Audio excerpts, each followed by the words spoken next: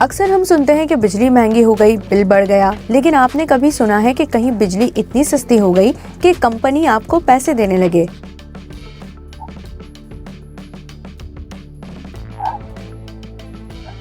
ये कोई मजाक नहीं बल्कि एक बढ़ता हुआ आलमी रुझान है जिसे कहते हैं नेगेटिव पावर प्राइसेस।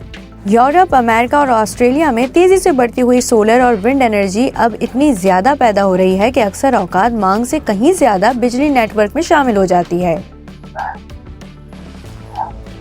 ये बिजली स्टोर करना अभी भी मुश्किल है क्योंकि बैटरियां अभी इस सतह पर नहीं पहुंची कि फौरी तौर पर इजाफी बिजली संभाल सकें, और जब पैदावार मांग से ज्यादा हो तो कीमत सिफर से नीचे चली जाती है, यानी प्रोड्यूसर सारिफ को पैसे देते हैं कि वो बिजली ले जाए।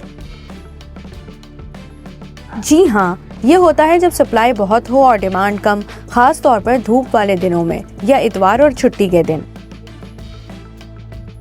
फिनलैंड ने 2024 में यूरोप के तमाम ममालिक को पीछे छोड़ दिया, जहां 725 घंटे बिजली की कीमत मनफी रही। जर्मनी, ऑस्ट्रेलिया और अमेरिका की कई रियासतों में भी ऐसा हो रहा है, जैसे टेक्सास, कैलिफोर्निया और न्यूयॉर्क के इलाके। कुछ यूरोपीय मुल्कों में तो ऐसे सारिफिन मौजूद हैं जिनके बिजली के मुआहदे बराह रास्त मार्केट से जुड़े हैं। जब बिजली मनफी कीमत पर आती है तो वो इस्तेमाल पर क्रेडिट हासिल करते हैं, लेकिन इसके कुछ मनफी असरात भी हैं।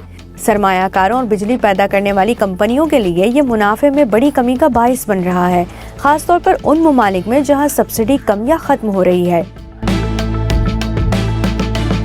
हल क्या है?